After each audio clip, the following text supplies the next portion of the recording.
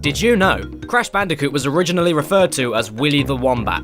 This was only a temporary name, however, as the developers knew that a wombat in the cartoon show Tasmania was also called Willy, and they didn't want to risk any legal action. They also thought that the name sounded a bit dorky. When designing this character, which formed the basis for Crash, the developers decided it should either be a wombat, a potteroo, or a bandicoot. Naughty Dog wanted to replicate what Sega and Warner Brothers did with hedgehogs and Tasmanian devils by taking a somewhat cute animal that nobody really knew about and turning them into a memorable character. Their desire to make a memorable character also stemmed from the fact that Sony didn't have a mascot for their PlayStation brand, and Naughty Dog wanted to fill the gap and help Sony compete with Sonic and Mario. Naughty Dog decided to go PlayStation exclusive after assessing the competing consoles, and deciding that the Sega Saturn's hardware wasn't quite up to scratch, and that the cartridge-based Nintendo 64 would be far too expensive to publish games on. Naughty Dog also purposely designed Willy with no neck. This made his geometry less complicated, reducing the amount of polygons that the PlayStation had to render in-game. His colour was then chosen by process of elimination. After gathering colours commonly used on popular characters, comparing these colours on TVs that were available at the time, and by placing the colours on various backgrounds to see what worked and what didn't,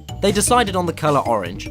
Crash Bandicoot finally got his name from the fact that he was a bandicoot that crashed into boxes. Although Naughty Dog wanted the name Crash Bandicoot, the marketing director of Universal Interactive Studios insisted the character and the game that he was in to be named Wez, Wezzy, or Wuzzle the Wombat, or even Ozzy the Otzel. The name Crash Bandicoot prevailed after Naughty Dog threatened to drop the project entirely.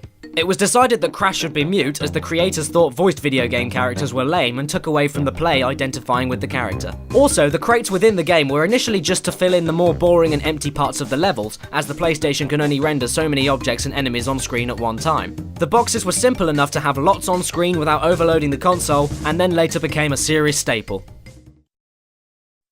There are many Crash Bandicoot levels that weren't actually included in the game's final release. One of the levels was a minigame level that you would teleport to after collecting 3 Torna mugshots. The object of the minigame was to break 3 crates and grab the Torna mugshots within each, and then you'd progress to one of the bonus rounds seen throughout the game. As well as the minigame part, there are 3 fairly unfinished traditional levels. One of them is based around climbing a large cliff, the other is about climbing up a large waterfall area, and another takes place in a cavern full of acid. The cavern level is completely absent of enemies, and it only contains the first part of the level. The cliff and waterfall levels are more complete, but they still have unfinished textures and even contain an unfinished dingo enemy. However, the dingo can't hurt Crash as he has no real AI or animation. There's one more unused level in Crash Bandicoot, but this time it's practically complete. The level Stormy Ascent was removed because of its high difficulty, and the developers didn't have time to make it easier. It's generally seen as a harder version of the level Slippery Climb, which is already considered a hard level to beat. The only part of the level which isn't complete was the bonus round, as it was never created, and trying to enter it would simply crash the game. Levels were cut from other Crash games too. Crash Bandicoot 2 Cortex Strikes Back had a snow level which never made it into the final game. The screenshots of the level from Next Generation magazine don't match up with any of the levels used within the game. There's also a screenshot from a sewer level that doesn't match up with anything seen in the game either, so this area was either changed or cut during development, or it was just cut from another level. The warp rooms were also different during development. The area itself is different, and the holograms are projected from the floor rather than the floating projector in the final game. Not to mention the camera angle is also different. The boss Ripperoo's voice is actually an archive recording of the voice actor Dallas McKennon, and it's the laughter of the zoo hyena from Disney's Lady and the Tramp. Ripperoo was actually going to speak English in the final versions of Crash Team Racing, and would have had a unique message before and after the races. Here's what he would have sounded like. Are you crazy not to race me? I should face oxide in the big race!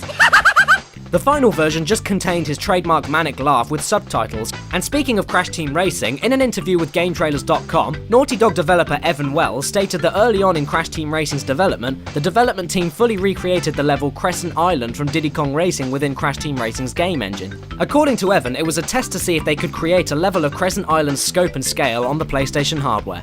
The character Torna was based on the actress Pamela Anderson, which can be seen by her blonde hair and breast size. After Crash Bandicoot 1, Naughty Dog removed Torna from the Crash series. The reason for this was supposedly because Torna was found to be inappropriate for young children, since Crash Bandicoot was seen as a family-friendly game. The real reason, however, was because the marketing director for Universal Interactive Studios saw the designs of Torna and reacted poorly to her design. Her anger made the president of Universal Interactive so nervous that he asked Naughty Dog to change Torna's appearance. Naughty Dog were then displeased with her forced redesign and decided to remove her entirely.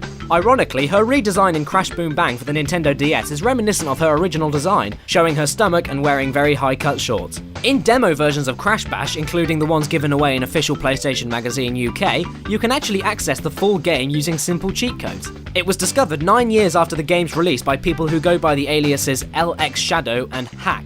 If it was discovered closer to the game's release, it could have had a catastrophic effect on the game's sales. In Crash Bandicoot 3 Warped, Crash had 30,000 frames of animation. Naughty Dog believed this to be the most frames of animation for a single character in any video game at that time. According to Naughty Dog developers, Dr. Neo Cortex uses men's hair loss product Rogaine, but only on the sides of his head. Also, during development, the original Crash Bandicoot was codenamed the Sonic's Arse game, because the perspective constantly pointed the camera at the character's arse. That's all for today, but don't forget to subscribe to us on YouTube and follow us on Facebook and Twitter. Make sure you also check out didyouknowgaming.com, where we post gaming trivia every single day.